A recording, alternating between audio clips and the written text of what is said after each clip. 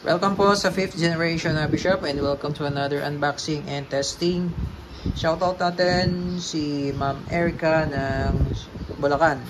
Okay, so ngayon meron tayo dito i-unbox.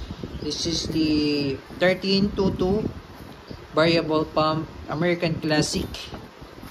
And so ito po yung mga makikita natin at yung mga kasama sa box. May kasama pong shoulder stock.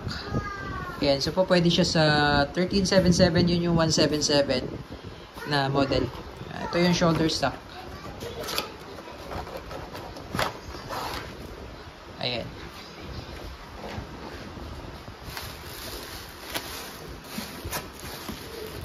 May kasama na rin pong ammo pouch. iPro.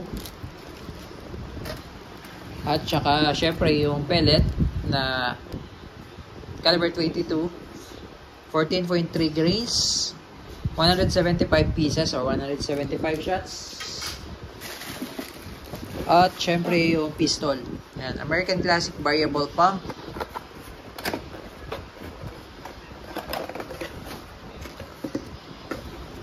Yan, so ipapump nyo po siya. Hindi na po kailangan dito ng CO2, ipapump nyo lang po.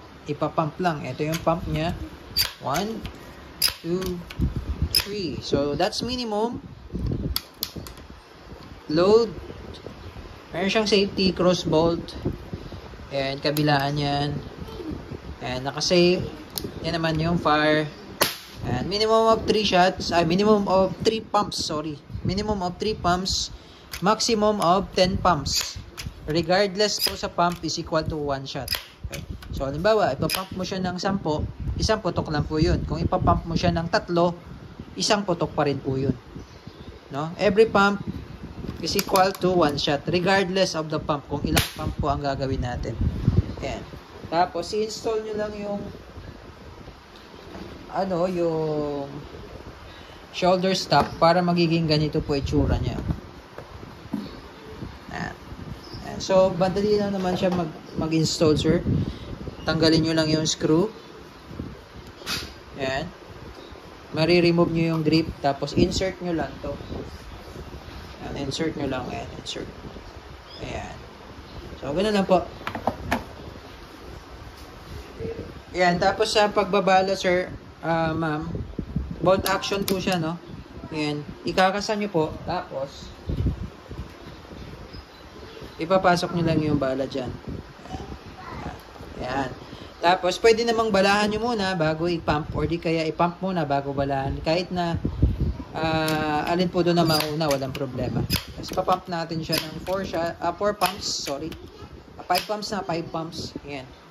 Then, shot. Then, pagkaputok na, pump ulit. No? So, ulitin ko lang po, regardless po of the pump, is equal to 1 shot lang po yun. Okay? So, Crossman 1322 American Classic. Testing. Testing po, American Classic 1322 variable pump. 5 pumps po yung ginawa natin in firing.